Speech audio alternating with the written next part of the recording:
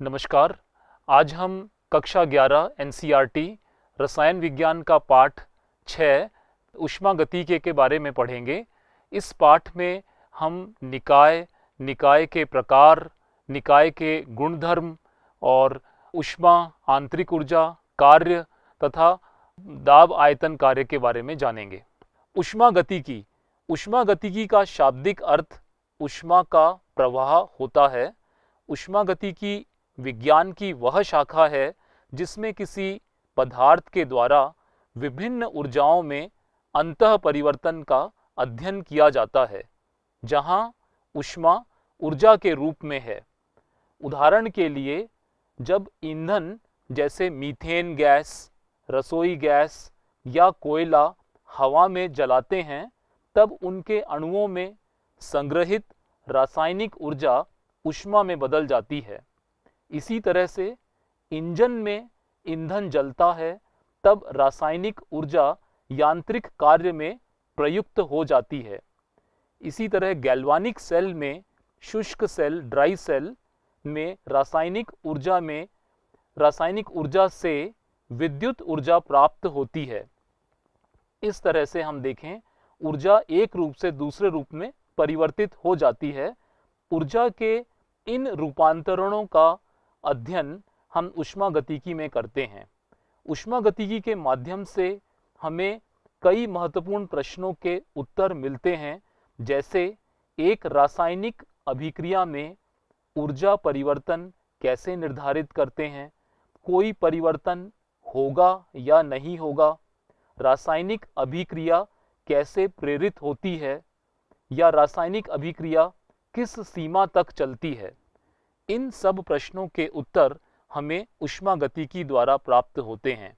ऊष्मागतिकी में जो भाग हम पढ़ते हैं, जिस पर प्रेक्षण किया जाता है, उसे तंत्र कहते हैं। यहाँ इस फिगर में देखें, इसमें हमने तंत्र या निकाय ये भाग लिया है। मान लीजिए इस बीकर में हमने कोई अभिक्रिया मिश्रण लिया। अभिक्रिया मिश्रण हमारा तंत्र या निकाय हो जाएगा। हम इसे ब्रह्मांड से अलग क्यों पढ़ते हैं? क्योंकि हमें क्वांटिटेटिव एस्पेक्ट को देखना होता है। मात्रात्मक परिवर्तन को देखने के लिए हम ब्रह्मांड से तंत्र को अलग पढ़ते हैं। तो ब्रह्मांड का वह भाग जिसका चयन कर ऊष्मागतिकी अध्ययन किया जाता है, उसे निकाय या तंत्र कहते हैं। इसमें बीकर में रखा हुआ अभिक्रिया मिश्रण निकाय होगा, तथा यह बीकर जिस कमरे में रखा है, इस बीकर के अलावा सारा भाग परिवेश कहलाता है। निकाय और परिवेश को मिलाकर ब्रह्मांड बनता है। परिवेश या परिपार्श्व सराउंडिंग, ब्रह्मांड में निकाय के अतिरिक्त शेष भाग परिवेश कहलाता है, जो निकाय से द्रव व ऊर्जा का विनिमय करता है। जैसे किसी पात्र में रखे हुए जल पर ताप या दाब का अध्ययन किया जाता है, तब इसमें जल निकाय है तथा जल को छोड़कर पात्र का शेष भाग परिवेश होता है। निकाय व परिवेश को मिलाकर ब्रह्मांड बनता है। निकाय के प्रकार, निकाय 3 प्रकार के होते हैं। इनमें पहला देखें, खुला निकाय। ऐसा निकाय जिससे द्रव्य व ऊर्जा दोनों का ही विनिमय होता है, वह खुला निकाय कहलाता है। जैसे किसी खुले पात्र में रखा हुआ गर्म जल। इस चित्र में देखें, ये निकाय दिखाया है, जो कोई अभिक्रिया मिश्रण या जल हो सकता है। इसमें खुला निकाय इसलिए कहा क्योंकि यहाँ ऊर्जा का भी विनिमय हो रहा है। ऊर्जा भी परिवेश से निकाय में आ सकती है, निकाय से परिवेश में जा सकती है। इसी तरह से पदार्थ को भी बाहर से निकाय में दिया जा सकता है तथा निकाय से द्रव्य को बाहर भी निकाला जा सकता है। इस तरह से ये खुला निकाय है, जहां दोनों चीजों का विनिमय हो सकता है, ऊर्जा का विनिमय भी और द्रव्य का विनिमय भी। ऊर्जा का विनिमय ऊष्मा या कार्य दोनों तरह से हो सकता है। दूसरा है बंद निकाय। इस चित्र में देखें, ये कोई बंद पात्र है जिसमें हम द्रव्य का विनिमय नहीं कर सकते, केवल ऊर्जा का विनिमय हो सकता है। परिवेश से ऊर्जा निकाय में आ सकती है या निकाय से परिवेश में जा सकती है, लेकिन द्रव्य का विनिमय नहीं होगा। ऐसा निकाय जिससे द्रव्य का विनिमय नहीं होता है परंतु ऊर्जा का विनिमय होता है, वह बंद निकाय कहलाता है। जैसे किसी बंद पात्र में रखा हुआ गर्म जल। विलगित निकाय। इस चित्र में देखें, विलगित निकाय का मतलब है जहां ना ही द्रव्य का विनिमय हो सकता है और ना ही ऊर्जा का विनिमय हो सकता है। परिवेश के साथ ना तो द्रव्य का और ना ही ऊर्जा का, दोनों ही विनिमय नहीं हो सकते। तो ऐसा निकाय जिससे द्रव्य तथा ऊर्जा दोनों का ही विनिमय नहीं होता है, उसे विलगित निकाय कहते हैं। जैसे थर्मस में रखा हुआ गर्म जल। निकाय की अवस्था। किसी भी ऊष्मागतिकी निकाय का वर्णन कुछ गुणों जैसे दाब, आयतन, ताप एवं निकाय के संगठन को निर्दिष्ट करके किया जाता है। ऊष्मागतिकी में हम निकाय की अवस्था को अवस्था फलों या अवस्था चरों द्वारा व्यक्त करते हैं। क्या हैं ये अवस्था चर? निकाय का परिवर्तन कराने से पहले दाब, ताप तथा आयतन के जो मान हैं ये अवस्था पे निर्भर करते हैं, अतः इनको अवस्था चर कहते हैं।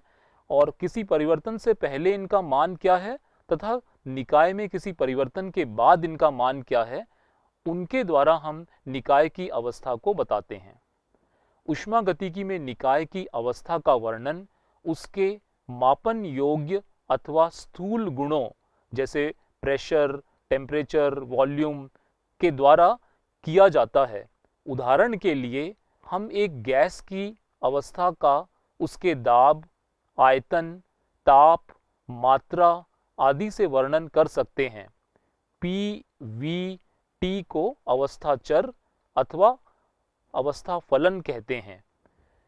ये निकाय में परिवर्तन होने पर इनके मानों में परिवर्तन होगा। ये अवस्था के साथ जुड़े हैं। निकाय की प्रारंभिक और अंतिम अवस्था पर इनके मान भिन्न भिन्न होंगे। इन अवस्था चरों के द्वारा हम निकाय को बता सकते हैं। इनका मान निकाय की अवस्था पर निर्भर करता है, ना कि इनको प्राप्त करने के तरीके पर। एक बार कम से कम संख्या में इन स्थूल गुणों को तय कर दिया जाए तो बाकी सारे गुणों का मान स्वतः ही निश्चित हो जाता है। निकाय के गुणधर्म। निकाय के गुणधर्मों में पहला है गहन या मात्रा स्वतंत्र गुण, इंटेंसिव प्रॉपर्टीज।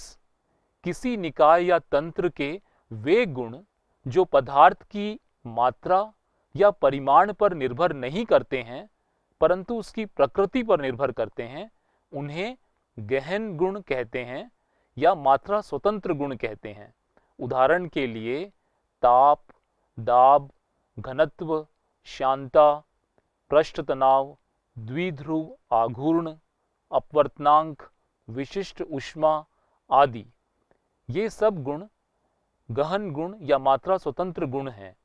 ये मात्रा पर निर्भर नहीं करते हैं। विस्तीर्ण या मात्रात्मक गुण, एक्सटेंसिव प्रॉपर्टीज। किसी निकाय या तंत्र के वे गुण जो पदार्थ की मात्रा या परिमाण पर निर्भर करते हैं, उसकी प्रकृति पर नहीं, उन्हें विस्तीर्ण गुण कहते हैं।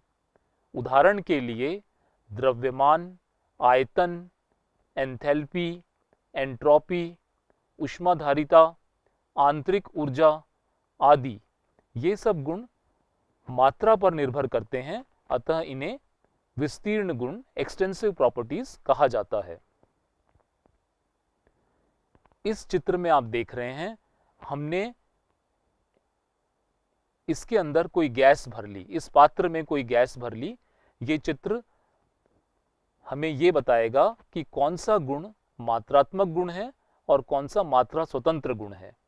इसमें गैस भरने के बाद सपोज उस गैस का आयतन V है और तापमान T है। अब हमने कोई विभाजक के द्वारा इस पात्र को विभाजित कर लिया। इसमें दोनों ही गुणों में क्या परिवर्तन आया, जब हमने विभाजन कर लिया तब वॉल्यूम V/2 हो गया एक तरफ और दूसरी तरफ भी V/2 हो गया, लेकिन तापमान इस हिस्से में भी T है और दूसरे हिस्से में भी T है। इसका मतलब कौन सी चीज मात्रा स्वतंत्र हुई? T, तापमान मात्रा स्वतंत्र गुण है जो मात्रा पर निर्भर नहीं कर रहा। विभाजक लगाने के बाद भी उसका मान वही रहता है जो वो पहले पात्र में था, लेकिन आयतन मात्रा पर निर्भर कर रहा है। ये मात्रात्मक गुण है। V/2 हो गया है वॉल्यूम, पहले V था और अब V/2। यह मात्रात्मक गुण है और T जो है मात्रा स्वतंत्र गुण है। यदि कोई पदार्थ इकाई मात्रा में उपस्थित हो तो विस्तीर्ण गुण गहन गुण में परिवर्तित हो जाता है। जैसे द्रव्यमान व आयतन विस्तीर्ण गुण हैं, परंतु आयतन प्रति इकाई द्रव्यमान घनत्व होता है जो गहन गुण है। इसी तरह से ऊष्माधारिता में अगर हम विशिष्ट ऊष्मा देखें, क्योंकि वो इकाई द्रव्यमान के लिए 1 डिग्री सेल्सियस तापमान बढ़ने के लिए लगने वाली ऊष्मा का मान है, तो वो द्रव्यमान वहाँ निश्चित है 1 ग्राम। अतः विशिष्ट ऊष्मा मात्रा स्वतंत्र गुण हो गया है।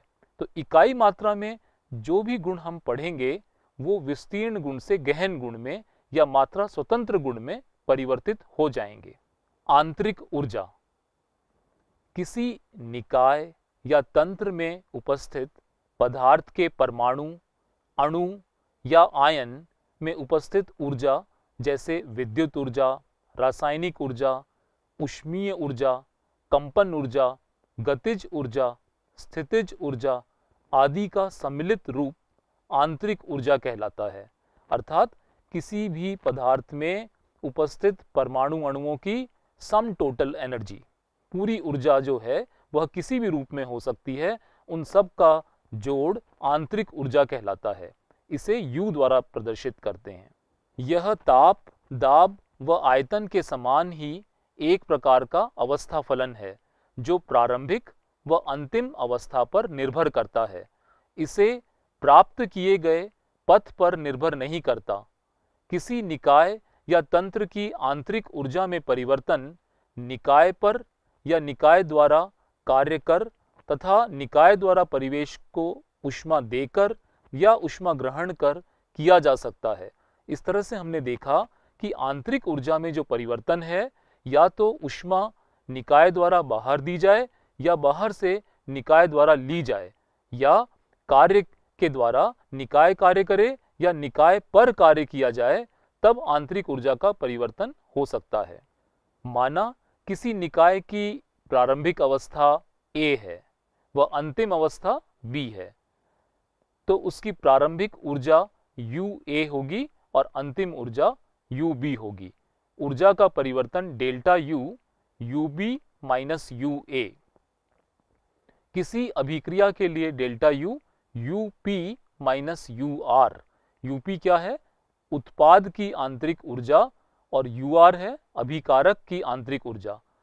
तो उत्पाद की आंतरिक ऊर्जा में से अभिकारक की आंतरिक ऊर्जा घटाकर डेल्टा U का मान निकाल सकते हैं। कार्य व ऊष्मा। जब किसी निकाय द्वारा परिवेश पर कार्य होता है तो कार्य ऋणात्मक, तथा निकाय पर कार्य किया जाता है तो वह धनात्मक होता है। इसमें एक चीज ध्यान रखें, जो भी चीज निकाय की ऊर्जा को बढ़ाए उसे हमें धनात्मक लेना है। इस तरह से निकाय पर जब कार्य किया जाएगा तो धनात्मक होगा, और जब निकाय कार्य करेगा तो उसकी ऊर्जा खर्च होएगी, उसकी ऊर्जा कम होएगी, इसलिए वो ऋणात्मक लेना है। ये थर्मोडायनेमिक्स की परिपाटी में इस तरह से कार्य और ऊष्मा के साइन कन्वेंशन है जो हमें ध्यान रखना है। किसी निकाय की ऊष्मा में परिवर्तन ऊर्जा के रूप में ही होती है। जब निकाय परिवेश को ऊष्मा देता है तो ऊष्मा क्षेपी अभिक्रिया होती है, जिसे -Q से तथा निकाय परिवेश से ऊष्मा ग्रहण करता है तो ऊष्मा शोषी अभिक्रिया होने से प्लस Q से दर्शाते हैं। यहां भी हम देखते हैं ऊष्मा के रूप में यदि ऊष्मा ग्रहण की जा रही है निकाय द्वारा तो प्लस Q पॉजिटिव साइन, और यदि निकाय से ऊष्मा बाहर दी जा रही है तो उसकी एनर्जी कम हो रही है तो उस ऊष्मा को माइनस Q लिया जाएगा। रुद्धोष्म निकाय, एडियाबैटिक सिस्टम। एडियाबैटिक सिस्टम वो होते हैं जहां इस फिगर में देखें Q इज इक्वल टू 0, ना तो ऊष्मा बाहर से अंदर आती है और ना ही अंदर से ऊष्मा बाहर जाएगी।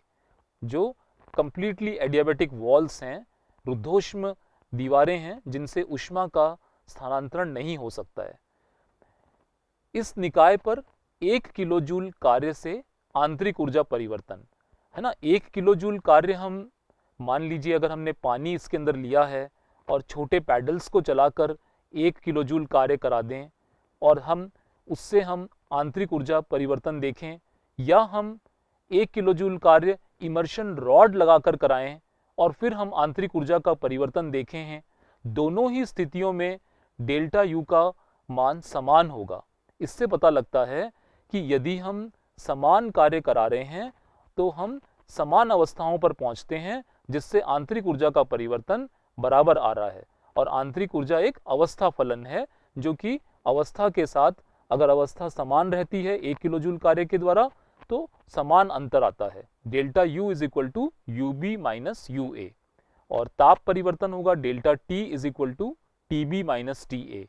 निकाय पर किया गया निश्चित कार्य निकाय की अवस्था में समान परिवर्तन लाता है। हमने जो निश्चित कार्य 1 किलोजूल, चाहे हम किसी भी तरीके से कार्य को करें, या तो हमने पैडल्स को घुमा के पानी को गर्म करने की कोशिश की 1 किलोजूल कार्य के द्वारा, या हमने इमर्शन रॉड लगा के 1 किलोजूल कार्य किया, दोनों ही स्थितियों में क्योंकि हम समान अवस्था पे पहुंचते हैं, अतः तापमान का अंतर भी और आंतरिक ऊर्जा का अंतर भी समान रहता है। रुद्धोष्म प्रक्रम में किया गया कार्य W एडियाबैटिक 2 अवस्थाओं में आंतरिक ऊर्जा परिवर्तन के तुल्य है। तो यहां पर delta U is equal to U B minus U A, ये रुद्धोष्म प्रक्रम में किए गए कार्य एडियाबैटिक कार्य के बराबर होगा, क्योंकि यहाँ Q इज इक्वल टू 0 है। जितनी भी आंतरिक ऊर्जा में परिवर्तन है वो कार्य के द्वारा है। आंतरिक ऊर्जा एक अवस्था फलन है। इस तरह से हमने देखा कि आंतरिक ऊर्जा अवस्था पर निर्भर कर रहा है, तो अवस्था फलन है। दूसरा पात्र हमने लिया जो ऊष्मीय चालक है। इसमें ऊष्मा अंदर या बाहर आ जा सकती है। ऊष्मीय चालक पात्र में निकाय द्वारा अवशोषित ऊष्मा को ताप परिवर्तन द्वारा मापा जा सकता है। जब ऊष्मा अंदर आएगी या बाहर जाएगी तो तापमान का परिवर्तन होगा, और कितनी ऊष्मा आई या गई है वो तापमान के परिवर्तन से हमें पता लग जाएगा।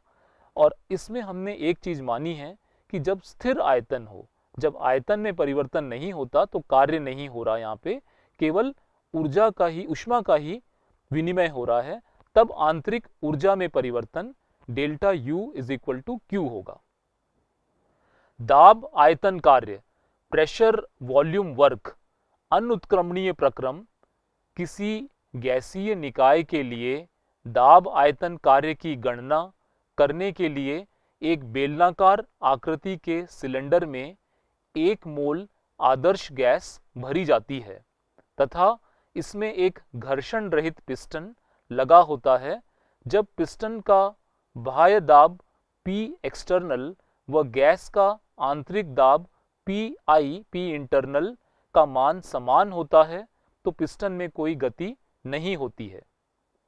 यहाँ देखें, ये हमने पिस्टन लिया और इसके अंदर फ्रिक्शनलेस पिस्टन है ये, और इसमें 1 मोल गैस भरी हुई है और बाहर का प्रेशर P एक्सटर्नल है और तब इनिशियल वॉल्यूम V1 है। P external internal pressure PI से ज़्यादा है, अतः कंप्रेशन संपीड़न होगा और आयतन घटकर V2 हो जाएगा।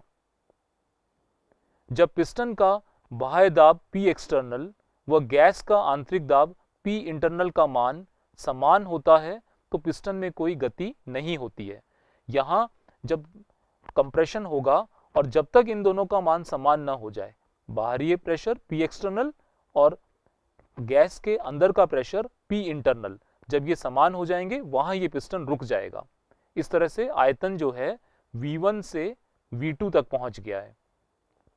इस शेडेड एरिया के द्वारा हमें कार्य का पता चलता है, जो कि P external into delta V, आयतन में जो परिवर्तन हुआ वो इंटू एक्सटर्नल प्रेशर करके हम कार्य निकाल सकते हैं। परंतु जब गैसीय निकाय पर कार्य करने के लिए बाह्य दाब को बढ़ाया जाए तो सिलेंडर में गैस संपीड़ित होती है तथा निकाय अंदर की ओर गति करता है। वह Pi और P एक्सटर्नल समान होने पर पिस्टन रुक जाता है।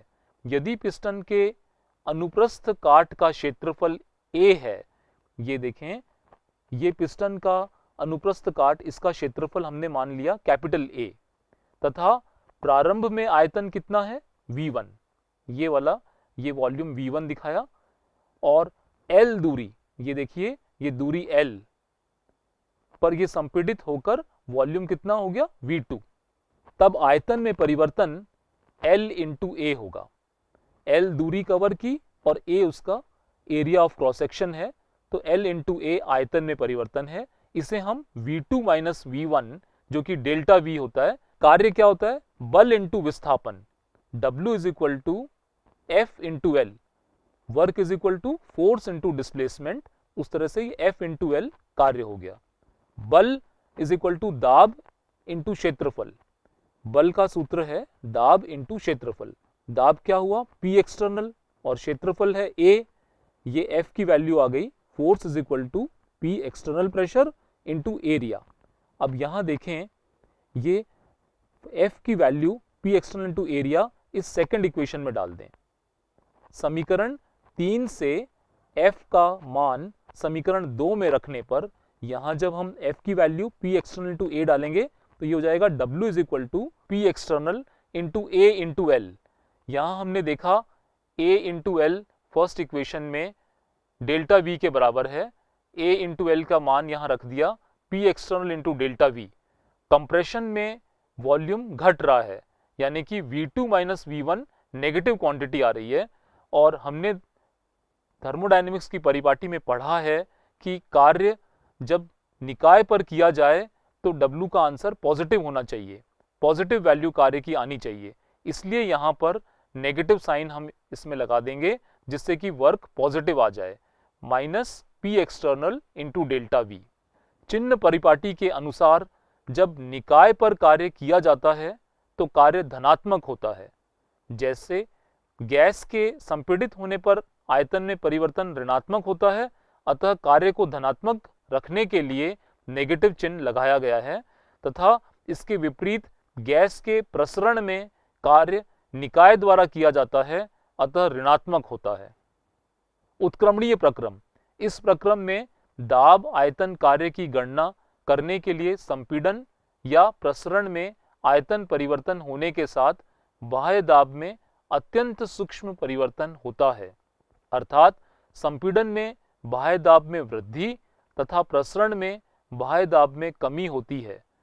संपीड़न में external pressure P external P plus DP, यहाँ P क्या है, गैस का अंदर का प्रेशर, इंटरनल प्रेशर, और बाहर का प्रेशर उससे थोड़ा ही ज्यादा होना चाहिए जिससे कि संपीड़न हो पाए उत्क्रमणीय तरीके से। प्रसरण में बाहर का प्रेशर इंटरनल प्रेशर से थोड़ा कम होना चाहिए जो कि P माइनस DP, तब उत्क्रमणीय तरीके से प्रसरण हो पाएगा और हर वक्त सिस्टम और सराउंडिंग साम्य में हो पाएंगे, लगभग साम्य में हो। संयुक्त रूप से इसे लिख सकते हैं P external is equal to P plus minus DP। W reversible उत्क्रमणीय कार्य minus P external into DV हो जाएगा, और W रिवर्सिबल जब यहाँ हम P एक्सटर्नल की वैल्यू डालें तो P प्लस माइनस DP है, तो minus P plus minus DP into DV। इसे सॉल्व करने पर minus PdV plus minus DP into DV। यहाँ पर DP इंटू DV को नगण्य मानने पर W रिवर्सिबल क्या रह गया, माइनस का PdV।